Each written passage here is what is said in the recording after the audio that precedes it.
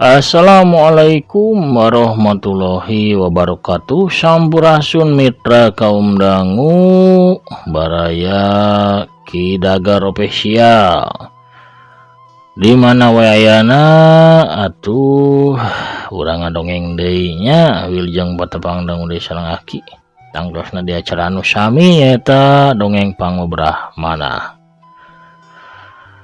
Urang ngeri-ngeri pemirsa naraskeun hanca anu katunda lalakon anu judulna Jawara Gunung Burangrang nicak ke bagian ke-20 pemirsa. Bade tamatnya sakedap deui ya, sakedik deui. Pemirsa, saata can aki menda dongeng mangga kanggo anu nembean manco, anu nembean ngadangukeun ieu dongeng ulah asa-asa di subscribe wae. Ditoel palebat tombol loncengna supaya saya notifikasi upami akin raskeun hanca dongeng. Hatur nuhun kasadayanan pun subscribe, like, komen, oge nge-share dongeng aki boh ke grup WA, Instagram, Telegram, X sajabina deui hatur nuhun. Mugi atuh sadayana dina ginanjar kawilujengan tekirang sapapaosna sehat lahirna sareng batinna dijembarkeun manahna diampilkeun rezekina sarta ditebihkeun dina sagala rupi mara bahaya. Amin amin ya robbal alamin. Supados teu nyangkolong kana waktu satu urang teraskeun bae nya urang hanca deui dongengna. Urang amparkeun deui sama kawitanana par samakna sor bajigur sareng awugna mangga kaparayun sadayana prung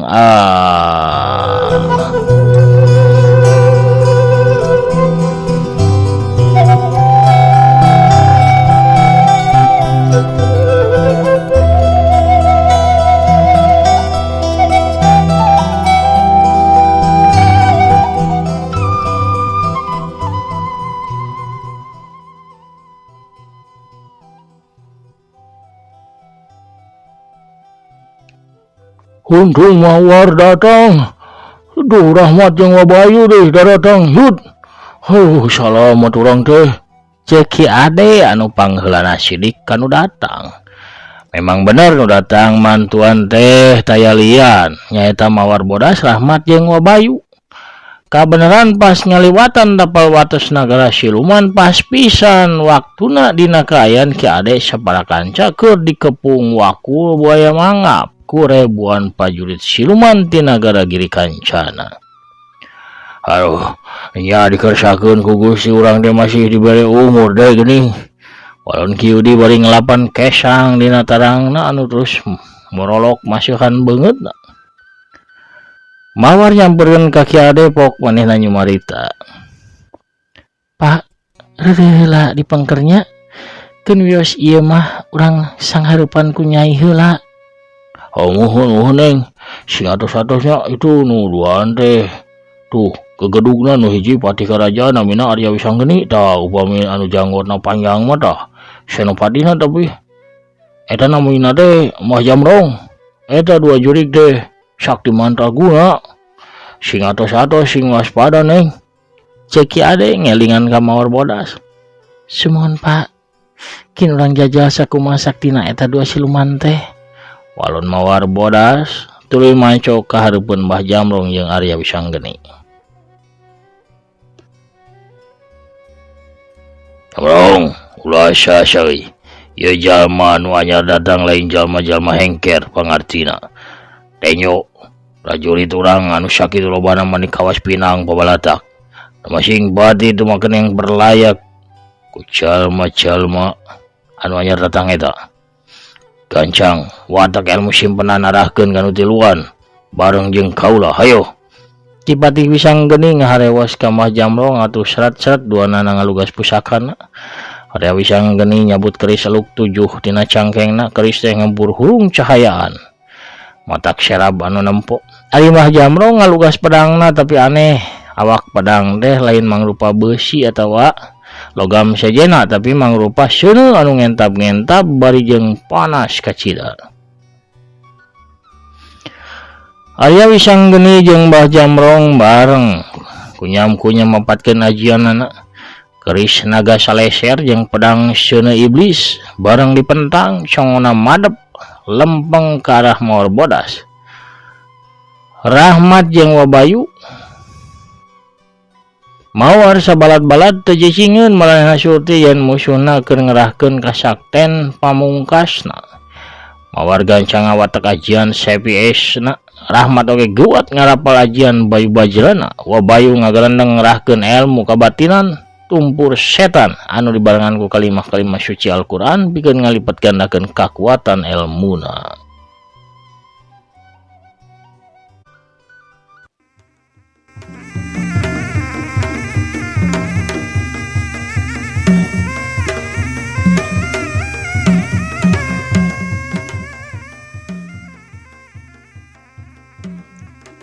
Parasa tina tungtung seseget keris anu dicekel ku Arya Wisanggeni ngabarasat keluar kilat atau gelap warna biru. Bareng jeung eta tina pedang seuneu iblis ngablesat. Seuneu anu pada kacida ngagulung bareng jeung kilat nyampe ke arah mawar sabatur-batur. Hiat, hiat. Heuh, nu tiluan meh bareng ngagorowok. Parasa tina baha mawar bodas ngabarasat sinar bodas anu tiisna mani pohara. Dituturkeun ku angin Bayu Bajra Rahmat anu nyewuk tarik muih kawas angin puyuh bari jeung panas. Tukangeunana sinar bodas rada gading kaluar tina dua dampal leungeunna Wabayu. Hiuk wut parasat ceget war ces ces ces calegur bledum.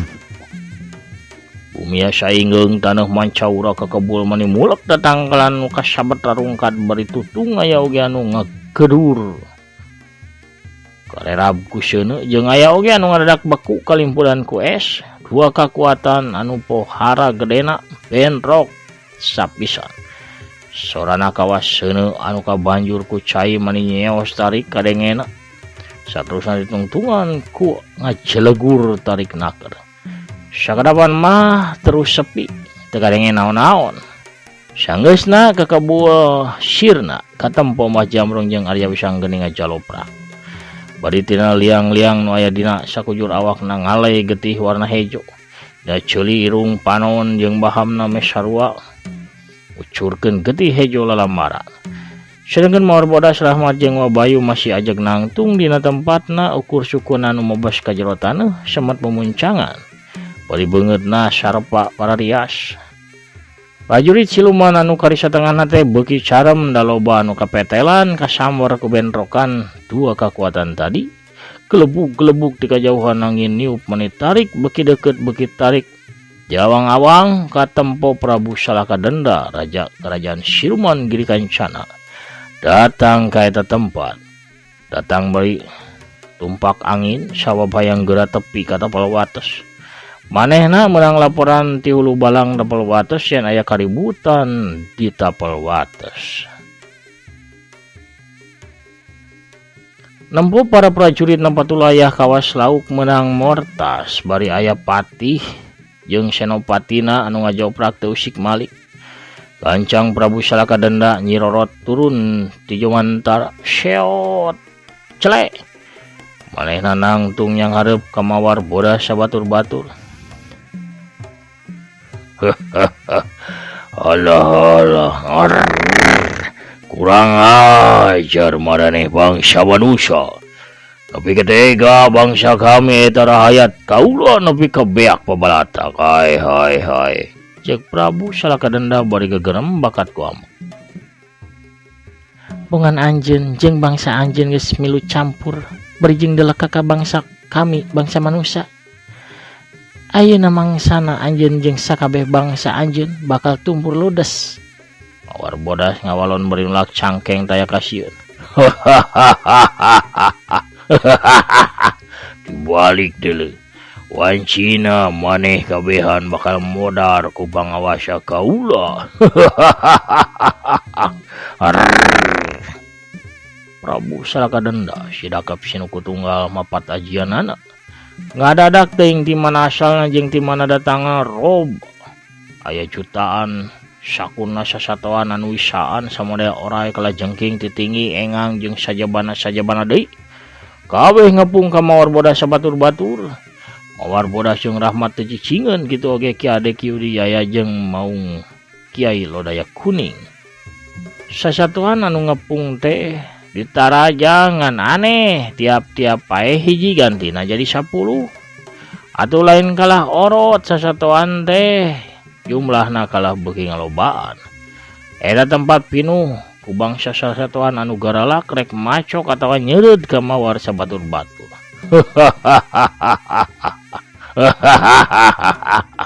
Mudah sia ayeuna mah. Prabu Salaka Denda ngagakak seuri bakat ku atoh nampa musuhna anu kadeseh ku sasatuan ciptaanana. Dina kayan anu bahaya Wabayu ngagorowok tarik mere komando kanu liana. Waca surat Al-Fil. Hayo kabehan. Bari manehna ngagerandang maca surah Al-Jin jeung Al-Fil. Jeung ayat-ayat suci pangusir bangsa jurig jeung siluman. Atena husu mantang kanu kawasa minta pitulung Allah Subhanahu wa taala. Atuh gorolang meh bareng sararea maca surah Al-Fil. Adadak langit angkeub kilat jeung guluduk ting geleger patembalan keak-keak aya suara manuk rame di jomantara. Si oreng datang manuk mani loba pisan. Kabeh ngaranggem batu anu ruhai ku seuneu dina cakar-cakarna. Pluk pluk pluk pluk pluk pluk pluk pluk eta batu teh dipurag-purageun diragrag-rageun ka sakabeh sasatoan anu keur ngurung mawar sabatur-batur. Sakedap netra kabeh sasatoan teh tutung tuluy musnah. Kadinya esa Prabu Salaka Denda nu sakujur awakna ge geus pinuh ku tatu, sabagian geus tutung kaduruk ku batu-batu anu dipurageun ku manuk-manuk anu datang nulungan mawar bodas sabaraha kanca. Wabayu mawa rahmat jeung nu sajena tetep ngagerendang maca surah Al-Fil. Hawa ngadadak panas bayung yang beuki lila beuki ngaheab panas eta hawa narakab ka sakuliah sakabeh wewengkon nagara siluman giri kancana. Kelebug seor kelebug datang angin topan liliwukan bari angin mawa hawa panas narajang ka sakabeh wilayah nagara giri kancana. Uguh bae nagara jadi kacau. Rahayatna lalumpatan pahibut bariting jerit teu kuat nahan hawa panas. Wangunan jeung tetanggalan haliber kacarabut ku angin puyuh anu terus muih ngacak-ngacak ka unggal-unggal wewengkon eta nagara. Sedengkeun Ki Ade anu tatadi ukur nyaksian manehna noelan ka Kyudi bari ngaharewos. Yujud ari surah Al-Fil teh anu kumaha? Alam taro de alam taro ilaing apal hanteu. Tembak Kyudi rada kesaleun meusan. Sabab manehna keur husu babacaan. Oh alam taro cek Ki Ade bari ngahuleng. Nya alam taro apal deuk. Henteu euy. Maneh mah naonna dua nu apal. Kulhu yud. Baca we atuh kulhu. Namun kitu alam tarona diganti ku kulhu. Meunang bae daripada ilaing ukur ngalamun mah. Kebuat baca we kulhu omat kudu husu bari jero hate mentan nadadak Gusti. Ya gari kitu mah. Ki Ade peureum tuluy maca surah Al-Ikhlas mani lakoh bari ditarikeun macana ge. Hatena mantang ka Gusti Allah nyuhunkeun pitulung pikeun yang hareupan bangsa siluman. Cacap Ki Ade maca kulhu. Bumi ngadadak inggeung lini gede datang ngoyageun nagara siluman giri kancana. Taneuh ngarwag ngadadak barulah neureuyan rakyat siluman jeung wangunan istana atawa karaton Prabu Salaka Denda. Prabu Salaka Denda atuh awakna geus kawas bubuy sambut teh milu murag asup diteureui ku taneuh anu ngadadak ngaliang. Hayu, keuat mulang lumpat ka Ragapura. Wabayu nyarowok mere komando. Kamawar bodas jeung batur-baturna atuh teu kudu dikomando 2 kali. Kabehan gancang lelumpatan ka Ragapura tuyuting garajeng karah cahaya anu moncorong satangtung jalma ari Kiai Lodaya Kuning mah ngiles balik deui kana sarangkana anu aya di lomari baju di jero kamarna Yaya. Wabayu mawa rahmat Yaya Kyudi Terus Ki Ade nyampak geus aya di jero guhana Ki Mastani, balik deui ka alam manusia dina kaayaan salamet. Cahaya nu moncorong mangrupa panto goib pikeun asup ka nagara siluman ngaleutikan. Tapi samemeh nutup na atuh aya hiji makhluk anu luncat nerobos asup ka alam manusia. Gajrong salontod bro. Eta makhluk namru gigireun Ki Ade. Atuh puguh we Ki Ade reuas ka cida. Manehna gancang ngacengkat rek ngajelang, tapi eta makhluk leuwih rikat dua leungeun anu ranggoas ku kuku nu sareukeut teh ngaranggem kana tak-tak Ki Ade. Halo, tolong, Ki Ade tapi kasoak. Nyai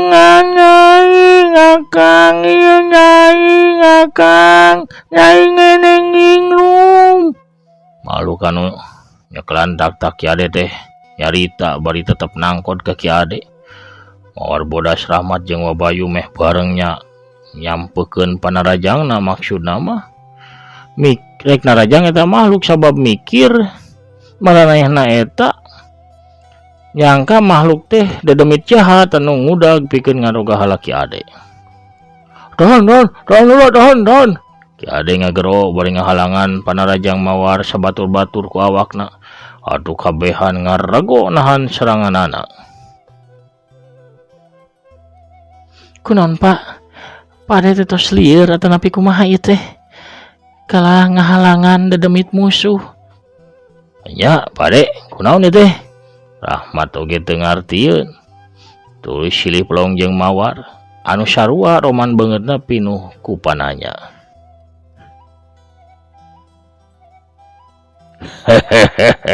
Dek. Eta teh kabogohna Ki Ade mat. Waktu di nagara siluman. Duet tukang masak, tukang popolah di pawon. Ki Ade tukang nyanguna tah. Eta kabogohna tukang nyieun papais jeung lalawuh sejena. Tukang mais lauk teh deh. Ki Yudi nu pangjawabkeun bari ngagagak seuri nepi ka Cirambay. Atuh ger nu sajena ge ngilu sareuri. Teu nyangka Ki Ade sakitu wanoh jeung lomana akrab jeung bangsa siluman. Ngai ngalamat ngakang ngungai sana ngangiwas aya nu salamat kang. Ceuk Nyi Gedeng ningrum bari nyurucutkeun si panon. Sedih meureun mah ceuk bangsa urang nama. Aduh udah kumaha Nyai kaharupna tuh. Ceuk Ki Ade bari lalaunan ngalepaskeun leungeun Nyi Gedeng anu masih muntang kana tak-takna. Aing nganeng ngiring we ngadeng akang. Nganeng mau ulang nganggang. Tembak Nyi Gedeng beungeutna nemongkeun pinuh ku pangharepan ka Ki Ade. Ki Ade ngahulang sakadapan, sabab mun Nyi Gedeng ningrum dibawa ka Batu Jajar atuh tada teuing geunjleungnang ke di lembur. Ari teu dibawa da karunya dinten teh ge Nyi Gedeng ningrum teh boga jasa nuduhkeun jalan pikeun maranehna kabur ka tapal wates nagara siluman. Sabot ngahulang kitu pok kadenge Ki Yudi cumarita. Geus sarima we de karunya sakitu ge manehna boga jasa nepi ka urang bisa salamet teh. Kieu atuh Nyi. Heug Nyai meunang ngilu ka akang, tapi wayahna ulah nemongkeun wujud ka sasahanya. Munculna lamun akang perlu bae, tah ayeuna mah mending cicing we atuh dina batu ali akang we ye, nya. Ceuk Ki Ade bari ngasongkeun cincin batu ali Badar Sulaiman anu comong tengahna teh. Batu ali eta teh sapopena emang dipapake ku Ki Ade, ukur hiasan dina leungeun katuhu. Unjung suwangan ngakang ngai ngiringan nganengah hoyong nangakang. Nyi Gedeng sidakep tanpa leungeun kenca katuna dirapatkeun pas wujudna ngadadak leungit jadi haseup bodas. Anu satuluy nama eta haseup teh lumabat kana batu ali combong dina ramo leungeun katuhuna Ki Ade.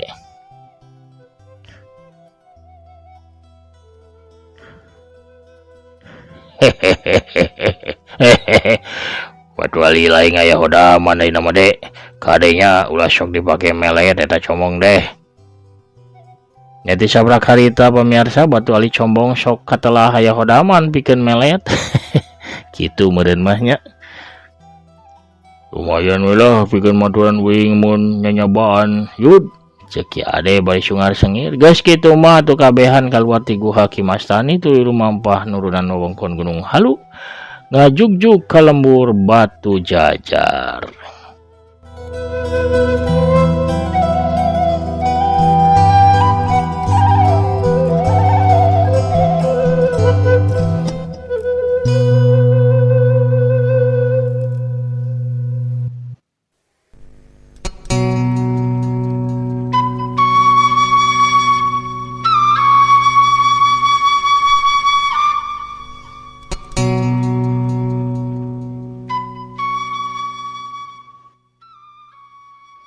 Pamirsa sayana genep bulan ti harita mawar bodas kajodokeun ngadahup ka rahmat kauntun tipung katamang beas ngahiji jadi salaki jeung pamajikan. Rohiman oge menang waris ngajodoh ka urang Pangjeleran nyaeta Nyi Tarsih teh anakna Ki Adma katua kampung Pangjeleran. Atuh Nini Uti balikan deui kawin jeung Bahyana bebene zaman keur ngora. Rohiman tumetep di Pangjeleran ari Rahmat jeung Mawar Bodas mah nganjrekna di Cipanas Cianjur. Rahmat atuh nuluykeun pakulianana nya kana bako jeung daun kawung. Sataun di harita Mawar Bodas teh boga budak lalaki nya digaranan Jaka Sumirat sabab lahirna pas dina wanci Sumiratna Cahaya Layung. Kulitna koneng umyang budak teh kawas Cahaya Layung anu hibar dina wanci pasosore.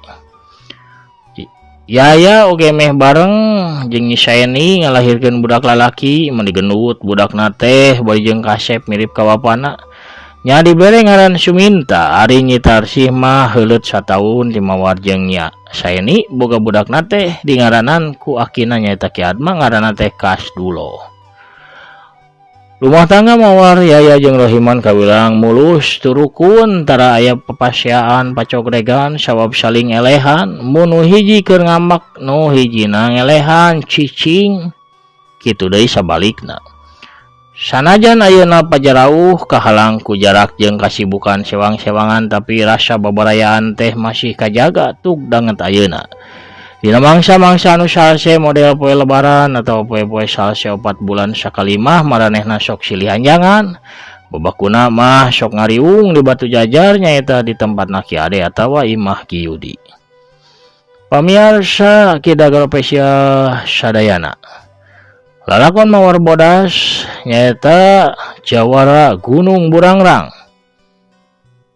Tamat dugi ka dieu. Lajengan lalakona tiasa diguar dina anu judulna upami telepat nyaeta dongeng nu judulna teh Mustika Batu Ratu Kalimaya. Kitu pamiarsanya parebut mustika upami telepat mah lalakona teh. Tapi nu ngalakonna sanes Mawar Bodas. Tapi nyaeta putrana Jaka Sumirat. Anu palai naraskeun ka Mustika Ratu Kalimaya mangga atuh komen dina pairan nya.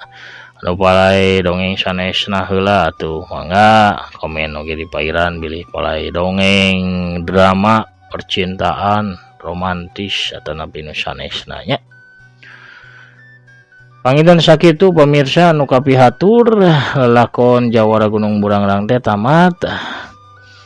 Aki anu medar dongengnya oge nu ngarangna aturkeun nuhun ka sadayana pangrojongna oge teu hilap nuhunkeun dihapunten samundayaning kalepatannya boh tina tutur tinuturna babaran kecapna sareng undak-unduk basana. Anu tebih tina merenah mah da kimah dongengna ya dalangna dalang modornya. Oge kanu kasabit nami kaguar lampah paripola atuh hapunten da ieu mah mung karangannya sanes nanaon teu aya maksud nanaon. Sakitu panginten pamirsa, mugi sadayana aya dina kabulayan, karahayuan nya kasinugrahan amin ya rabbal alamin. Kidalang ngaturkeun nuhun tos satia teras pamirsa nyarangan Aki dina lalakon Jawar Gunung Burangrang.